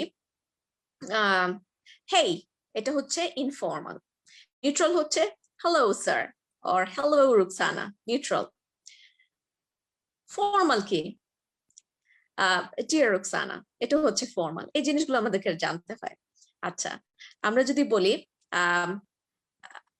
হাউ আর ইউ, এটা হচ্ছে জাস্ট আপনার প্লেন ল্যাঙ্গুয়েজ, ঠিক আছে? হাউ আর ইউ, এটার আনসার যদি দেই fine thank you, and you, এটা হচ্ছে ইনফর্মাল। ফাইন থ্যাংক ইউ অথবা ফাইন অ্যান্ড ইউ, এগুলো হচ্ছে ইনফর্মাল। ফর্মালটা কি? যখন বলি ভেরি অ্যাড করে দেই, একটা ওয়ার্ড ভেরি অ্যাড করলে সেটা ফর্মাল হয়ে যায়। Very well, thanks, thank you, and yourself, and ইউটা হচ্ছে ইনফর্মাল। যখনই বলি অ্যান্ড ইয়োরসেলফ সেটা হয়ে যাচ্ছে ফর্মাল। ঠিক আছে? আবার যদি বলি আই এম রুকসানা অথবা this is Rukhsana, it's Rukhsana, এটা ইনফর্মাল। আবার যখন বলি my name's, my name is, my name's Rukhsana, আমরা যখন মাই নেম ইজ লিখবো আইএলস আমরা মার্ক বেশি পাবো, আর যখন মাই নেম ইজ বলবো তখন মার্ক কম পাবো, কারণ বলার সময় আমাদেরকে কন্ট্রাকশন ইউজ করে বলতে হয়। My name's Ruksana, and you are, and ইউটা হচ্ছে ইনফর্মাল। যখন বলবো and you are, rising intonation দিয়ে শেষ করছি, এটা হচ্ছে ফর্মাল। আবার অথবা অ্যান্ড ইয়োরসেলফ, তোমার নাম কি? And yourself, my name's Ruksana, and yourself, অথবা অ্যান্ড ইয়োর নেম ইজ, অথবা and you are, and yourself, and your name is, and you are, এগুলো হচ্ছে ফর্মাল। তাহলে এই যে ডিফারেন্স গুলো আমাদের জানতে হয়, তো ল্যাঙ্গুয়েজটা আমাদেরকে বুঝতে হয়। আবার কখনো কখনো প্রফেশনালি আমরা ইনফর্মাল থাকতে হয়। আমরা যদি আমাদের খুব মানে ক্লোজ ডিস্টেন্ট রিলেশনশিপের একজন কলিগের সাথে কথা বলি বা ইন্টারঅ্যাক্ট করি, বা আমরা আমাদের টিমমেটদের সাথে আমরা হয়তো প্রেজেন্টেশন করছি, আমার টিমে 5 জন আছে, আমি টিম লিডার আর 4 জন, তাদের সাথে আমার খুব ফ্রেন্ডলি রিলেশন। হ্যাঁ, আমাদের মাথায় রাখতে হবে যে কোনো ধরনের কমিউনিকেশনের ক্ষেত্রে ডিস্টেন্সটা মাথায় রাখতে, যে whether it's a far distant relationship, if it's a far distant relationship, you are communicating with somebody for the first time, তাহলে সেখানে ফর্মাল ল্যাঙ্গুয়েজ ইউজ করতে হয়। If it's a moderate distant relationship, যে পরিচিত অনেকদিন ধরে কিন্তু তার সাথে একটা দেয়াল আছে, একটা বাউন্ডারি মেনটেন করে চলি, ইউজ দ্য নিউট্রাল ল্যাঙ্গুয়েজ। যখন when it's a close distant relationship, একেবারে খুব কাছের কাছে সম্পর্ক, তাদের সাথে যদি ফর্মালিটি দেখান, তারা ভাবে যে আমি কি ভুল করলাম, আবার আমার সাথে আমাকে কেন ডিয়ার স্যার বলছে, মিস রুকসানা কেন আমাকে বলছে। হ্যাঁ, এই জিনিসটা। আরেকটা জিনিস ল্যাঙ্গুয়েজের ক্ষেত্রে, প্রেজেন্টেশনের ক্ষেত্রে সবসময় মাথায় রাখবেন, যেটা আমরা খুব বেশি ভুল করি বাংলাদেশে, কোন মহিলাকে যখন আমরা সম্বোধন করি, আমরা যখন দেখি যে একটু দেখতে বয়স্ক লাগছে, একটু বড় সড়ো মনে হচ্ছে, তখন বলি মিসেস, আর যখন দেখি যে একটু বাচ্চা বাচ্চা চেহারা, তখন বলি মিস। মিসেস এন্ড মিস আমরা বলি তার টাইটেল হিসেবে, বাট অ্যাড্রেস করার সময় সবসময় মহিলাদেরকে অ্যাড্রেস করতে হয় মেজ দিয়ে। মেজ হচ্ছে MS, not MRS, not MISS। MS টাকে আমরা অনেকে মিস বলি, সেটা মিস নয়, সেটা হচ্ছে মেজ। এই যে আমরা প্রোনাউন্সিয়েশন করছি, আমরা যে ল্যাঙ্গুয়েজটা ইউজ করছি, সেখানে আমাদের কোন সিচুয়েশন আমরা বলছি বা কোন সিচুয়েশন আমরা কথা বলছি, কাকে লিখছি, সবকিছু মাথায় রেখে আমাদেরকে ল্যাঙ্গুয়েজটা চুজ করতে হয়। And same is for presentation. ল্যাঙ্গুয়েজের পরে আসে হচ্ছে আমাদের কি কি বললাম, কয়টা পয়েন্ট হলো বলেন তো? প্রিপারেশন হলো, ড্রেস আপ হলো, এক্সপ্রেশন হলো, আই কন্ট্যাক্ট হলো, ল্যাঙ্গুয়েজ হলো। এরপরে আসে আমাদের ভয়েস। 6 নম্বরে হচ্ছে আমাদের voice. Voice should be audible এবং you should have enunciation, you should maintain enunciation. Enunciation কে আমরা তো প্রোনাউন্সিয়েশন চিনি, আমরা কি এনাউন্সিয়েশন চিনি? প্রোনাউন্সিয়েশন হচ্ছে কিভাবে একটা ওয়ার্ডকে প্রোনাউন্স করলে সেটা ওয়েল রিসিভড হবে, ওয়েল আন্ডারস্টুড হবে, এবং রিসিভার বা লিসনার শুনে বুঝতে পারবেন। আর ইনাউন্সিয়েশন হচ্ছে কিভাবে আপনি কথাটাকে উচ্চারণ করবেন, কিভাবে বললে সেটা প্রপারলি শোনা যাবে। Enunciation means the clarity of your speech. অনেক সময় আমরা ন্যাচারালি এমন অনেক বক্তা আছে যে আমরা কথা বলি কিন্তু অর্ধেক বের হয় মুখ থেকে, অর্ধেক পেটের মধ্যে থাকে, ক্লিয়ার না, বারবার জিজ্ঞেস করে করে শুনতে হয়। হ্যাঁ, সেই ক্লারিটিটা নাই, ইনাউন্সিয়েশনটা নাই, এটা খুব ইম্পর্টেন্ট। ভয়েসের ক্ষেত্রেও এই জিনিসটা মাথায় রাখবেন। অনেক সময় হয় যে আমরা 3-4 জনের রুমে কথা বলছি, এত জোরে কথা বলি, এখন সেটা যদি 20 মিনিটের লেকচার হয়, চিন্তা করে যে মাথা ব্যথা ধরে যায়, আমরা টায়ার্ড হয়ে যাই, আমরা নার্ভটা দুর্বল হয়ে যায়। হ্যাঁ, তো আমাদের সিচুয়েশন ওয়াইজ আমাদের ভলিউমটাকে চেক করতে হবে। আবার এমনও দেখা যায় যে 50 জনের রুম, সেখানে আমি লেকচার দিচ্ছি, প্রথম 2-3 সারির ওদের সাথে আমি ইন্টারঅ্যাক্ট করছি, পেছনে সবাই সবার মতো বসে আছে, ঝিমাচ্ছে, কারণ আমার কথা তাদের পর্যন্ত পৌঁছাচ্ছে না। এই জিনিসগুলো মেনটেন করতে হয়। ভয়েসের পরে আসে আপনার কনফিডেন্স, ভয়েসের পরে আসে আপনার টাইম। আপনি প্রেজেন্টেশন সিচুয়েশনে, আপনি যে টপিকটার উপর প্রেজেন্টেশন করছেন, সেখানে আপনি কতটুকু সময় নিচ্ছেন, সেই সময়টার উপর বাসায় প্র্যাকটিস করে যতটুকু সময় অ্যাকচুয়াল প্রেজেন্টেশন সিচুয়েশনে যে কোনো একটা প্রজেক্ট নিয়ে আপনি প্রেজেন্টেশন করছেন সেখানে আপনি 3 মিনিট বা 5 মিনিট বাফার টাইম রাখবেন। তো বাসায় প্র্যাকটিস করতে হয়তো 6 মিনিটের মধ্যে আপনার পুরো প্রেজেন্টেশনটা শেষ হয়ে যাচ্ছে, আপনি আরো 3 মিনিট অ্যাড করেন বা 4 মিনিট অ্যাড করেন, বলেন যে I will not take more than 10 minutes to complete my presentation. এই জিনিসটা অডিয়েন্সকে জানিয়ে দেওয়া জরুরি, কারণ আমরা যদি বলি ভাই সব আমি বেশি সময় নিব না, এটা যখনই কেউ বলে, কোনো বক্তা বলে, মাথায় চলে আসে যে হয়েছে, কতক্ষণে শেষ হয়ে জানি না, উনি কি বলবে তাও জানি না। হ্যাঁ, তো এই ধরনের একটা ব্যাপার কাজ করে। আবার এমন অনেক বক্তা ঘন্টার পর ঘন্টা কথা বলে গেলেও মন্ত্রমুগ্ধের মতো আমরা শুনতে পছন্দ করি। কেন? কারণ এই পয়েন্টগুলোর বেসিসে এখন তাকে আপনি ইভ্যালুয়েট করেন, দেখবেন যে সবগুলা তিনি এনশিওর করেন। প্রেজেন্টেশনে তার জন্য টাইমটা ইনফর্ম করে দিতে হয় অডিয়েন্সকে, যাতে করে অডিয়েন্স জানে আপনি কতটুকু সময় নিচ্ছেন, ওই সময়ের মধ্যে আপনাকে তারা মনোযোগ দিবে। আরেকটা জিনিস আপনি প্রেজেন্টেশনে এনশিওর করবেন যে অডিয়েন্সকে আপনি জানাবেন যে আপনি একটা কোয়েশ্চেন আনসার সেশন রেখেছেন বা একটা ফিডব্যাক সেশন রেখেছেন, আইডিয়া শেয়ারিং সেশন রেখেছেন রাইট আফটার ইয়োর প্রেজেন্টেশন। তাহলে করে কি হয় যে অডিয়েন্সের মধ্যে অনেক মানুষ থাকে যে ইররেলেভেন্ট কোয়েশ্চেন করে, ওই যে আপনাকে ডিমোটিভেট করার জন্য, আপনার কনফিডেন্স লেভেলটা ডাউন করার জন্য তারা ওই ধরনের কোয়েশ্চেন গুলো করে ইন্টেনশনালি। তারা পজিটিভ মেন্টালিটি নিয়ে আসে না, তারা লার্নিং অ্যাটিটিউড নিয়ে আসে না, তারা থাকেই হচ্ছে আপনাকে ডিস্টার্ব করার জন্য। সেই ধরনের মানুষগুলোর জন্য, ইভেন যারা আসলেই প্রশ্ন করতে চায় তাদের জন্যও, যাতে করে মাঝখানে আপনার ডিস্টারবেন্স না হয়, সেই সেশনটার কথা তাদেরকে প্রথমেই জানিয়ে দিবেন। তাহলে সেটা হচ্ছে যে there would also be a question answer or feedback session right after my presentation, and you'll be allowed to ask me questions related to my presentation during that time, and I'd be happy to try to answer them if I can. আমি বলছি না যে ask me any question I'll answer, আমি বলছি I'd be happy to try to answer them if I can, যদি আমি পারি। তো এখানে তো সুবিধা, আমি যদি বলি যে কোনো কোয়েশ্চেন করবেন আমি আনসার দেবো, এটা হচ্ছে ওভার কনফিডেন্স। কখনো আমরা ওভার কনফিডেন্স দেখাবো না। Over confidence actually reflects our lack of confidence, এই জিনিসটা মাথায় রাখবেন। ঠিক আছে, আপনি প্রেজেন্টেশন করতে গেছেন, হ্যাঁ আপনি তো বস, ঠিক আছে, আপনি পোডিয়ামের উপর একটা হাত রেখে পাটা ক্রস করে দাঁড়িয়ে আপনি এভাবে প্রেজেন্টেশন করছেন কারণ আপনি তো সেখানে বস। এটা আপনার ওভার কনফিডেন্স শো করছে, যেটা আপনার negative attitude, lack of professionalism reflect করছে, that shows your lack of confidence. অনেক সময় আমরা পোডিয়ামের পেছন থেকে আর অডিয়েন্সের সামনে ফুল বডি এক্সপোজ করি না, আমরা পুরো বডিটা আমাদের 2/3 আমরা হাইড করে রাখি, হ্যাঁ, কারণ কনফিডেন্স পাই না। আবার অনেক সময় পোডিয়াম জড়িয়ে ধরে আমরা নড়াচড়া করতে থাকি, দেয়ালের মধ্যে পা থেকে আমরা দাঁড়িয়ে দাঁড়িয়ে ক্লাসে লেকচার দেই। অনেক আছে যে আমাদের ক্লাসরুমে দেখবেন দেয়ালের মধ্যে টিচার যেখানে দাঁড়ায় সেখানে তার জুতার ছাপ, কেন? টিচার জুতা দিয়ে হেলান দিয়ে ওখানে দাঁড়িয়েছিলেন। It happens. এই জিনিসগুলো করা যায় না, এগুলো প্রফেশনালিজম রিফ্লেক্ট করে না। কারণ এখন এই যে সময়, আমরা এখন গ্লোবাল সিটিজেন হিসেবে নিজেদের ক্লেম করার সময় চলে এসেছে। আমরা শুধু বাংলাদেশের ভেতরে লিমিটেড না, বা আমরা উচ্চ শিক্ষার্থে আমাদের দেশের বাইরে যেতে হয়। আমরা এখন গ্লোবাল সিটিজেন, আমরা বাংলাদেশে বসে থাকলেও আমাদেরকে গ্লোবালি হায়ার করা হচ্ছে। সেখানে আমাদের সেই স্ট্যান্ডার্ডটা আমাদের জানতে হবে, প্রফেশনালিজম আমাদের জানতে হয়। তাহলে প্রেজেন্টেশনের ক্ষেত্রে এই কয়েকটা পয়েন্ট। এরপর হচ্ছে যে আপনি প্রেজেন্টেশন যখন শুরু করবেন সেখানে আপনার নিজেকে ইন্ট্রোডিউস করা, আপনার টপিকটা ইন্ট্রোডিউস করা, সেই টপিক ইন্ট্রোডাকশনের সময় আপনার পাওয়ার পয়েন্ট স্লাইড কেমন থাকবে, এবং আরো অনেক কিছু চলে আসে। এবং 9 নম্বর পয়েন্ট যেটা, সেটা হচ্ছে যে আপনাদের এখন 10 নম্বর পয়েন্ট আসবে, সেটা হচ্ছে আপনাদের কনফিডেন্স। এই উপরের সবগুলো পয়েন্ট যখন আপনি এনশিওর করবেন তখন আপনি কনফার্ম হবেন যে হ্যাঁ আপনি কনফিডেন্ট, আপনি জানেন আপনি কি করবেন, you know your task properly. তো এই হচ্ছে প্রেজেন্টেশন। অর্পণ, প্রেজেন্টেশন হচ্ছে যে মানে একদম একটা মাস্টার ক্লাস, একটা হোল ট্রেনিং, হ্যাঁ, যেটা আমি কর্পোরেট ট্রেনিং এ দেই, যেটার উপরে আমার মানে এক্সপার্টিজ। এটা এত অল্প সময় বলা যায় না, বাট তারপর আমি চেষ্টা করেছি জাস্ট চিজটা হাইলাইট গুলো নিয়ে আসতে। I hope that would be helpful for you.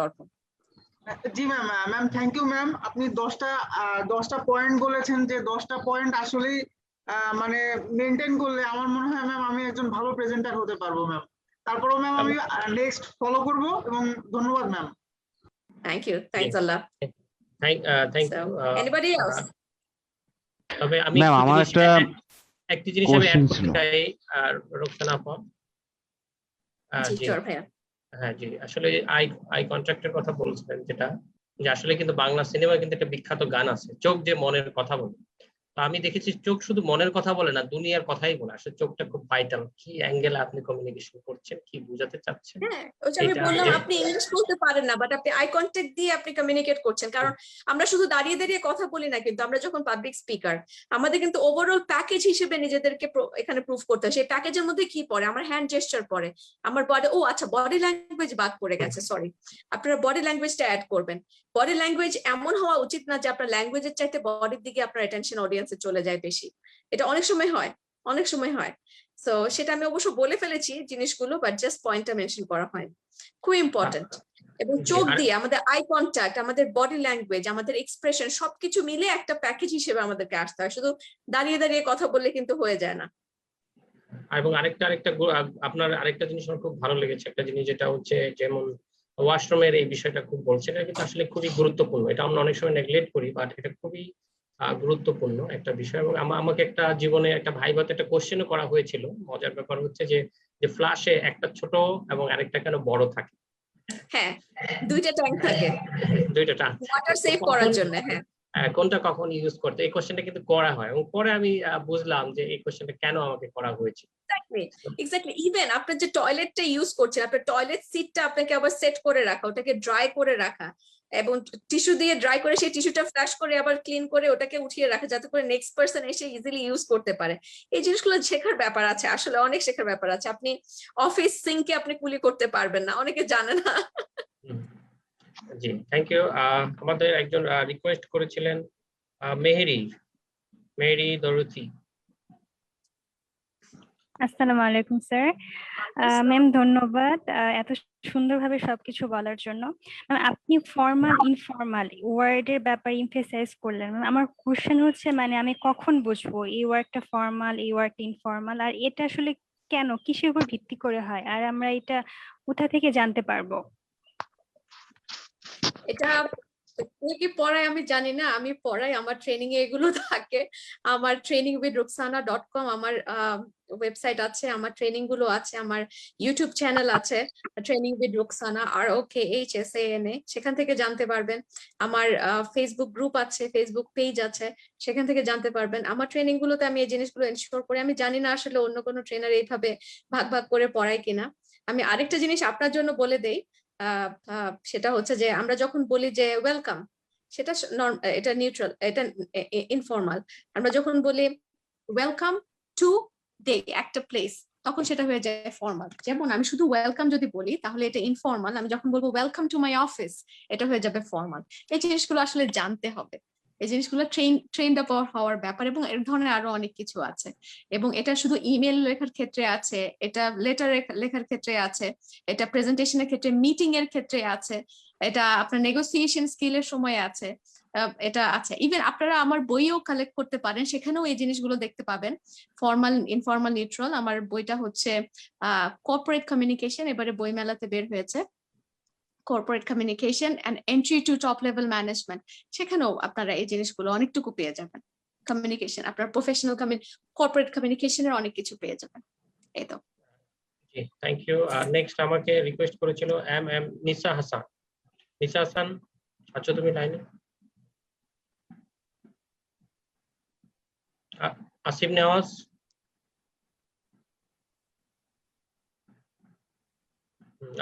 Asif Newaz, Nisa Hasan. Sir আসসালামু আলাইকুম। হ্যাঁ বলেন। ম্যাডামের কাছে কোশ্চেন থাকলে। না স্যার, আমার একটা কোশ্চেন ছিল, বাট ম্যাডামের আলোচনার মাধ্যমে ক্লিয়ার হয়ে গেছে জিনিসটা। হ্যাঁ, thank you so much. Thank you. Anybody else? Yes, Mohammad Saidur Rahman. Saidur Rahman, জি বলেন। জি, আমি ব্যাংকে চাকরি করি। তো প্রথমেই যে কর্পোরেট কমিউনিকেশন, এটা আসলে আমি প্রথম দিকে মানে ব্যাংকে ঢোকার পরে বিভিন্ন ইমেল করতে গেলে অ্যাজ ইউজুয়াল আপনি যেমন জানি এমন ইমেল করতাম। তো আমার কাছে কেমন যেন লাগতো, এটা কি লিখতেছি, কি হচ্ছে। তো যে সমস্ত টেক্সট বুক বা বিভিন্ন গ্রামার বইতে যে নমুনা আছে সেগুলো দেখে কিছুটা চালাইতাম কাজটা। বাট এবার বই মেলায় আপনার বইটা দেখার পরে বা বইটা কিন্তু আমি খুলনা থেকে অর্ডার করে রকমারি থেকে আমি বইটা সংগ্রহ করছি এবং বইটা আমার কাছে খুবই ভালো লাগছে। এই ধরনের বই আসলে খুবই দরকার ছিল আমাদের জন্য। আপনাকে অনেক ধন্যবাদ। অনেক শুকরিয়া, অনেক শুকরিয়া। Thanks for your feedback. Thank you so much. কোনো অবজারভেশন থাকবে এবং আমি নেক্সট যে বইটা বের করব সেটা হচ্ছে আমার বিজনেস ইংলিশের উপর, শুধু পুরো ডিরেক্ট নাম। ইভেন আমার এই কর্পোরেট কমিউনিকেশন বইটাই হচ্ছে যে ইউনিভার্সিটি টেক্সট বুক হিসেবে নিয়েছেন অনেক প্রফেসর, অস্ট্রেলিয়ান 10-15 বছর ধরে উনি ওখানে পড়াচ্ছেন। ডক্টর আমার পার্সোনালি উনি আমারও স্টুডেন্ট, আমার কাছে প্রোনাউন্সিয়েশন সেখানে উনি ওনার বিজনেস কমিউনিকেশন কোর্সে MBA স্টুডেন্টদের জন্য আমার বইটা টেক্সট বই হিসেবে ইউজ করছেন। সো এবং নেক্সট যে বইটা আসছে আমার সেটা বিজনেস ইংলিশের উপরেই আসবে এবং আরো অনেক কিছু আমি ইনক্লুড করবো, ইন্টারভিউ স্কিলস থেকে শুরু করে। কারণ ইন্টারভিউতে যে এত কিছু শেখার আছে আমরা জানি না, আসলে বাংলাদেশে এগুলো নিয়ে পড়াশোনা হয় না। একটা ইউনিভার্সিটিতে একটা স্টুডেন্টকে ইন্টারভিউ নিয়ে প্রিপেয়ার করা হয় না, ইন্টারভিউ স্কিলস শেখানো হয় না। অনেক কিছু আছে ইন্টারভিউ নিয়ে শেখার। ইভেন আমি এখনো যদি বলি আমি 1 ঘন্টা লেকচার দিতে পারবো ইন্টারভিউ নিয়ে উইদাউট এনি প্রিপারেশন। তো এই জিনিসগুলো আমি আমার নেক্সট বইটাতে আমি ইনক্লুড করবো ইনশাল্লাহ। আশা করি আপনারা সাথে থাকবেন। অবশ্যই। আচ্ছা, প্রোনাউন্সিয়েশন রিলেটেড কারো কোনো কোয়েশ্চেন আছে কিনা, উচ্চারণ সম্পর্কিত কেউ কিছু জানতে চাচ্ছেন কিনা? না হলে আমরা কিন্তু আমাদের নেক্সট স্পিকারের কাছে আমরা চলে যেতে পারি। আচ্ছা, একটা প্রশ্ন এসেছে ম্যাম। হ্যাঁ বলো। জান্নাতুল ফেরদৌস। ম্যাম, আরজিকিউআর যে সেশনটা আমি দেখেছিলাম ওখানে আপনার প্রোনাউন্সিয়েশনটা দেখেছিলাম, ভালো লাগছিল অনেক। কিন্তু ম্যাম আসলে আমি চাচ্ছিলাম যে একটা সাজেশন মানে আপনার থেকে নেওয়ার জন্য। ম্যাম মেইনলি আমরা যে ওয়ার্ড মিনিংটা পড়ি ভোকাবুলারি, এটা মানে আমাদের যদি বেসটা ভালো হয় তাহলে হয়তো আমরা স্পিকিংটা ভালো করতে পারি, কিন্তু আসলে এটা ধরি করা হয় না, মানে করতে পারি না আর কি। শুনেছিলাম যে 3000 ওয়ার্ড বা 1200 ওয়ার্ড এটা আয়ত্ত করতে পারলে আর কি ভালো করে বলা যায়, কিন্তু এটা চেষ্টা করেও আর কি করতে পারছি না। ভোকাবুলারি বেসড কখনো ইংলিশ শেখা যায় না। আমি একটা কথা বলি, গ্রামার হচ্ছে যে একটা ভিন্ন জিনিস। ল্যাঙ্গুয়েজ শিখতে হলে আপনাকে ওই ল্যাঙ্গুয়েজটার পুরো কালচারটা আপনাকে শিখতে হবে, সেটার এক্সপ্রেশন শিখতে হবে। শুধু ভোকাবুলারি দিয়ে আপনি পারবেন না ইংলিশ। আপনি আমি যদি বলি I feel under the weather, আপনি আন্ডার মানে জানেন নিচে, ওয়েদার মানে জানেন আবহাওয়া, রাইট? তাহলে I feel under the weather, I'm a bit under the weather now, so I better don't attend the meeting at the moment. So under the weather, আপনি জানেন আন্ডার মানে নিচে, ওয়েদার মানে নিচে, ওয়েদারের নিচে আমি মানে কি আপনি তো ভোকাবুলারি জানেন। Under the weather to expression, এই এক্সপ্রেশন আপনাকে জানতে হবে ইংলিশ আন্ডারস্ট্যান্ড করতে হলে, ল্যাঙ্গুয়েজটা বুঝতে হলে। এক্সপ্রেশন খুব জরুরি। Bundle up, you need to bundle up when you feel cold. Bundle up মানে কি সেই জিনিসটা আপনাকে বুঝতে হবে, যে গরম কাপড় পরিধান করাকে বলা হয় বান্ডেল আপ। ইংলিশ ভোকাবুলারি বেসিসে আপনি যদি শিখতে চান, মুখস্থ করতে থাকবেন গদবাধা। আমরা টিচাররা, আমরা ইংলিশ টিচাররাই অনেক সময় এই অ্যাডভাইসটা দেই যে ভোকাবুলারি পড়েন, মুভি দেখেন, নিউজ পেপার পড়েন, কিন্তু এক্সপ্রেশন, নিউজ পেপারে আমরা এক্সপ্রেশন পাই না। তো ইংলিশ ল্যাঙ্গুয়েজটা আপনি ওই ভাষাভাষী মানুষের সাথে কমিউনিকেট করতে হলে, আপনি যদি মুভি বুঝতে চান তাহলে আপনাকে এক্সপ্রেশন জানতে হবে। এই এক্সপ্রেশন গুলো আপনার জানা খুব প্রয়োজন। Vocabulary is not enough always. লেখার জন্য ভোকাবুলারি ঠিক আছে। ম্যাম, এই এক্সপ্রেশনটা জানার জন্য মানে আমরা কি করতে পারি? এক্সপ্রেশন জানার জন্য এই জন্য আমাদের পড়তে হবে যে আন্ডার দ্য ওয়েদার এই টাইপ যেগুলো আছে বা অনেক কিছু বোঝায়। আপনি আমার ইউটিউব চ্যানেলটা ফলো করবেন, ট্রেনিং উইথ রুকসানা। সাবস্ক্রাইব করে বেল বাটনটা ক্লিক করে রাখেন। আমি রেগুলার ওখানে ভিডিও আপলোড করব, ওখানে অনেক কিছু ফ্রি শিখতে পারবেন।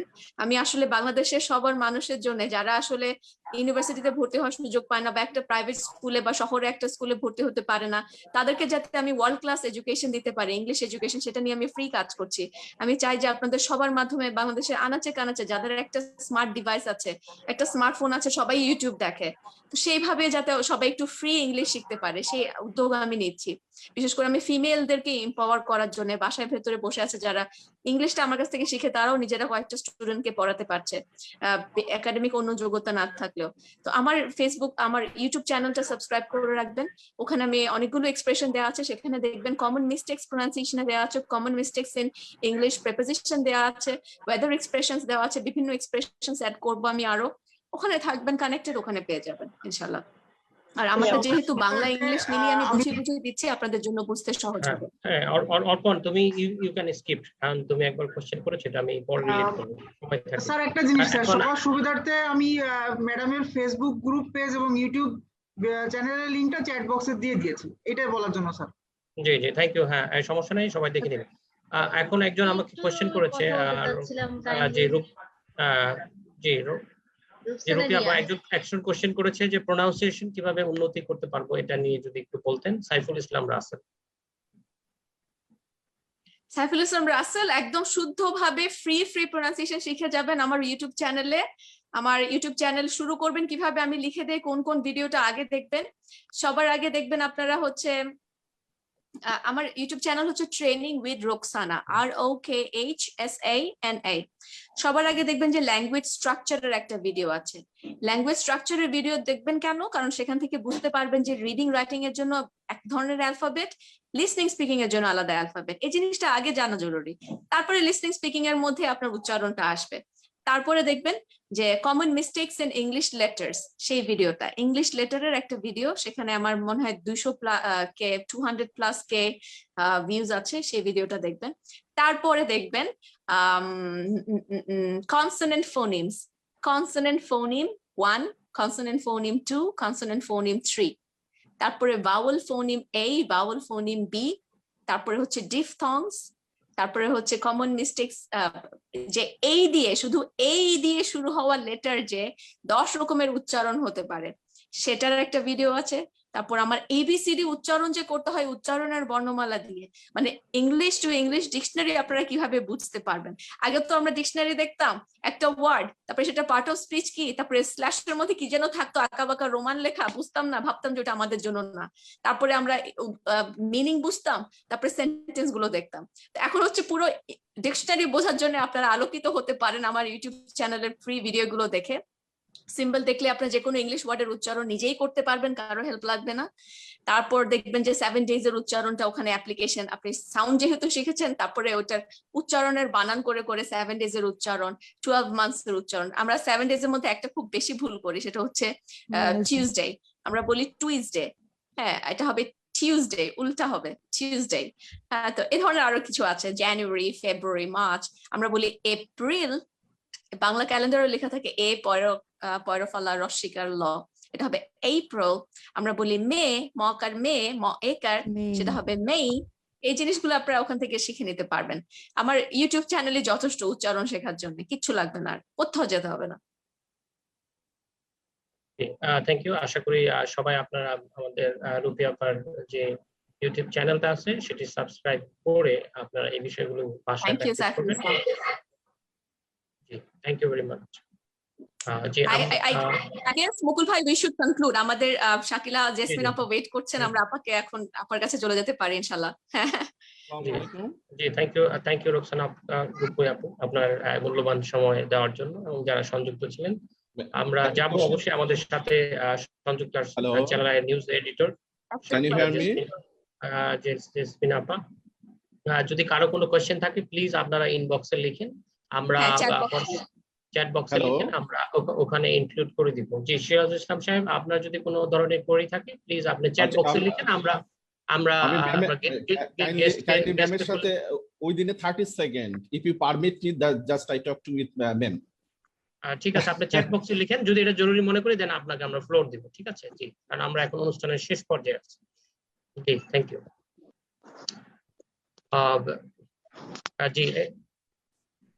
জি, একটু এর আগে আমি একটু শাকিলা জেসমিন আপুর কাছে যাওয়ার আগে আমি একটু আমাদের চ্যানেলের একজন জার্নালিস্ট আছে, ওনার নামটা একটু বলবেন কি আজকে যে কভার করছেন?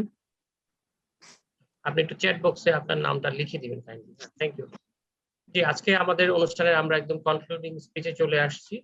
আমি এখন আমাদের আজকের ক্লোজিং যিনি রিমার্ক করবেন, Shakila jasmine, PhD, news editor, channel I. আমি শাকিলা আপাকে আজকে কনক্লুডিং স্পিচ দেওয়ার জন্য অনুরোধ করছি এবং সাথে সাথে আমরা একটু জানতে চাচ্ছি যে আমাদের বিভিন্ন ছাত্রছাত্রীরা ভবিষ্যৎ বাস্তবায়ন করবে, সুতরাং এই বাস্তবায়নের জন্য আসলে কি ধরনের তাদের প্রিপারেশন নেওয়া উচিত বলে আপনার অ্যাঙ্গেল থেকে কি মনে হয়? জি, ধন্যবাদ আপনাকে।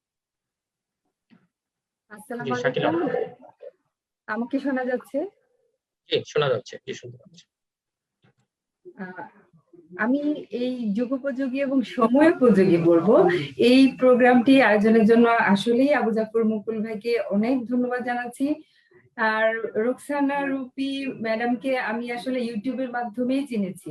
কিছুদিন আগে আমার একজন কলিগের মাধ্যমে আমি আপনার ইউটিউবটা শুনেছিও, কিছু কিছু আমি কিছু ফলো করে আমি সাবস্ক্রাইবও করেছি। আহ, অনেক খুশি শুরু আপা। থেকে হ্যাঁ, শুরু থেকে এখন পর্যন্ত আসলে আমি মন্ত্রমুগ্ধের মতো আপনার কথা শুনছিলাম। আহ, রোকসানা ম্যাডামকেও অনেক ধন্যবাদ। আর সত্যিকার ভাবে আমি বলতে চাই যে একটা কথা, যে আমাদের দেশের শিক্ষা ব্যবস্থা কোথায় আছে আর আমরা বাস্তব জীবনে কোথায় থাকি তার একটা অভিজ্ঞতা আমি আমার জীবন দিয়ে বলি। আমার চারপাশে আমরা যখনই নতুন কাউকে কোনো একটা প্রফেশনে আসতে দেখি বা আমারই প্রফেশনে আসতে দেখি যে তার অবশ্যই আমরা প্রথমে শিক্ষাগত যোগ্যতাটা দেখি। যোগ্যতা দেখার পর যখন তিনি এলিজিবল হন তখন তাকে নেওয়া হয়, কিন্তু আসার পরে তার প্রকৃত পরীক্ষাটা কিন্তু শুরু হয়। কেন শুরু হয়? কারণ বাস্তবসম্মত শিক্ষা ব্যবস্থা তার অর্জিত হয়নি, এটা তার দোষ নয়। আমাদের শিক্ষার যে কারিকুলাম তৈরি করা হয় সেখানেই আসলে গুরুত্ব দেওয়া হয় না যে বাস্তবতা কোথায় আছি এবং আমরা কোথায় কি শিখছি। কিছু কিছু শিক্ষক নিজ উদ্যোগে তিনি হয়তো বা শিখান, তিনি অসাধারণ, বা তার কারিকুলামে তার সরকার নির্ধারিত কারিকুলামে সেই অংশগুলো থাকে না, এবং দেখা যায় যার কারণে যে একজন ইন্ডাস্ট্রিয়াল কেমিস্ট্রিতে পড়াশোনা করেন বা তার ইন্ডাস্ট্রি সম্পর্কে জ্ঞান নাই। আবার দেখা যায় কোন অবশ্য জার্নালিজম ডিপার্টমেন্টে আমি দেখেছি যে 4th ইয়ারে কোনো ইউনিভার্সিটি তাদেরকে ইন্টার্ন করায় অর্গানাইজেশনে, বাট সেই সংখ্যাটাও বেসরকারি ক্ষেত্রে খুবই কম। এই যে প্রবলেমটা, সেই যে তার যে গ্যাপ রয়ে যায়, তার প্রতি পদে পদে সে কিন্তু ভুক্তভোগী হয়। সে দেখা যায় সে জানেই না কি করে কারোর সাথে কমিউনিকেট করতে হয়। সবচেয়ে বড় সমস্যা হয় আমাদের এখন পর্যন্ত, এই যে প্যান্ডেমিকের সময় আমার একটা বড় শিক্ষা হয়েছে, তা হলো আমরা এখন বেশিরভাগ প্রোগ্রামগুলোই আমরা করছি কিভাবে, ওয়েবিনারের মাধ্যমে। সেইখানে একজন বয়স্ক মানুষ, তাকে কিন্তু দেখা যায় যে সে একটা কঠিন সমস্যার মধ্যে পড়ে যান। তিনি কিন্তু জানেন না কিভাবে তার ওয়েব ক্যামেরা রেডি করতে হবে, কিভাবে কমিউনিকেট করতে হবে, এবং তিনি তখন সার্বিকভাবে একটা টিম ওয়ার্কের কাছে বন্দী হয়ে যান। তিনি তার অপেক্ষাকৃত জুনিয়র কারো সহযোগিতা নেন, কিন্তু আমরা তো ভেবেই নিতে পারি না যে একজন জুনিয়র যে কিনা তার আপনা আপনি শিখে যাবে, তা তো হয় না। হ্যাঁ, আমরা ভেবে নিই কি যে আমাদের ছেলেমেয়েরা এই যে মোবাইল ধরতে ধরতেই শিখে গেছে, এই যে টিপে টিপে শিখে গেছে, এটা তো আমরা এভাবে ছেড়ে দিতে পারি না। আমাদের অবশ্যই এই বিষয়গুলোকে কারিকুলামের আন্ডারে এনে যেন এই সমস্যাগুলো তার জীবনেও না হয়, আমরা আমাদের সিনিয়রদেরকে যেমন করে হেল্প করি, আমাদের জুনিয়ররা যেমন আমাদেরকে হেল্প করে, এভাবে হয়তো আমরা কিছুটা উঠতে যাচ্ছি, কিন্তু এভাবে তো চলতে দেওয়া যায় না। এই জায়গাটায় আমার সুপারিশ থাকবে, একজন আমার প্রফেশনাল অভিজ্ঞতা থেকে আমি বলছি যে শিক্ষা ব্যবস্থাকে আসলে ঢেলে সাজানো ছাড়া এই দেশের উন্নয়ন সম্ভব নয়। একটি মানুষকে যখন আমি দেখি যে খুবই শিক্ষিত মানুষ, কিন্তু রাস্তায় হাঁটছেন কিভাবে, রাস্তাটা পার হচ্ছেন কিভাবে, ওভারব্রিজটা ইউজ করছেন না কেন, এবং ম্যাডাম যেটা বলছিলেন যে ইভেন ওয়াশরুমটা কিভাবে ইউজ করতে হয়, সেটার ভুক্তভোগী কিন্তু আমরা পাশের জন্যই হচ্ছি। এবং আমাদের যে বহুমুখী শিক্ষা ব্যবস্থার মধ্যে এই জিনিসগুলো যে অভাব, সেটা তো আমরা স্পষ্ট দেখতে পাই। আর আমি আমার চাকরি জীবনে একদম ছোট, মানে আমি যখন জাস্ট স্টুডেন্ট তখন আমি একটা স্কুলে পড়াতাম, সেটা জাপানিজ শিক্ষা ব্যবস্থাকে এখানে ইন্ট্রোডিউস করার ব্যবস্থা করা হয়েছিল। তখন বলা হতো যে স্কুলে আসার জন্য জাপানি শিশুরা কখনো মানে কাঁদে না, বাট আমাদের বাচ্চারা স্কুলে যেতে কাঁদে। তারা স্কুলে না যাওয়ার নানান বাহানা তৈরি করে।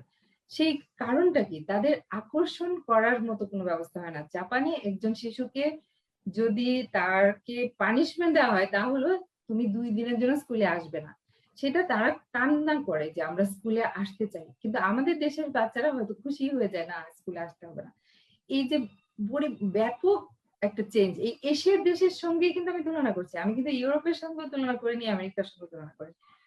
তো আমার অভিজ্ঞতার প্রেক্ষিতে বলছি যে এই জায়গাগুলোর যে গ্যাপ, আমরা মানে বছরের পর বছর এই গ্যাপগুলো কি পূরণ হবে না, এভাবেই কি থাকবে? তো এর জন্য জাতি এগিয়ে যাওয়ার জন্য, বা আমার মনে হয় দেশকে যেহেতু আমরা 50 বছর একটা সময়, বড় সময়, সেই সময়টাতে একই সময়ে স্বাধীনতা অর্জন করে অন্য দেশগুলো যদি এত এগিয়ে যেতে পারে, আমরা কেন পারছি না? বেসিক জায়গায় হিট করতে হবে। এখানে বেসিক জায়গাগুলো এই রোকসানা ম্যাডামের মতো মানুষরা যে হেল্পটুকু করছেন, সেটাকে সার্বিকভাবে রাষ্ট্রকে নিতে হবে সেই দায়িত্ব। আশা করি আমরা এই প্ল্যাটফর্ম থেকে রাষ্ট্রের কাছে, আমি মনে করি পরবর্তী সেশনও যদি আপনারা রাখেন, যেন একজন মন্ত্রী বা একজন সরকারি পর্যায়ের কেউ যদি থাকতেন, আমার মনে হয় জিনিসগুলো আরো ভালো হতো। এবং খুবই পছন্দ আমার হয়েছে আমার প্রোগ্রামটি, এবং খুবই প্রয়োজনীয় কিছু কথা যেগুলো কোথাও কোনো কারিকুলামে লেখা থাকে না, কোনো বইয়ে লেখা থাকে না, যে জিনিসগুলো এখানে আলোচিত হয়েছে। খুব ভালো লাগলো, অনেক ধন্যবাদ। জি, ধন্যবাদ শাকিলা জেসমিন আপাকে তার মূল্যবান বক্তব্যের জন্য, এবং উনি ব্যস্ততার মধ্যেও ওয়ার্কিং প্লেসে থেকে আমাদের সাথে সংযুক্ত হয়েছেন, এর জন্য আমি আসলে কৃতজ্ঞতা জানাচ্ছি। আসলে কাজ করছিলাম। Thank you. রোকসানা আক্তার রুপি আপুকেও আসলে ধন্যবাদ জানাচ্ছি। উনি ইফতার নানা কিছু ব্যস্ততার মধ্যে আমাদের আসলে সময় দিয়েছেন এবং ট্রেনিং প্রোগ্রামের শেষে একটার পরে আমাদের সাথে সংযুক্ত হয়েছেন। আসলে ধন্যবাদ এবং কৃতজ্ঞতা জানাচ্ছি।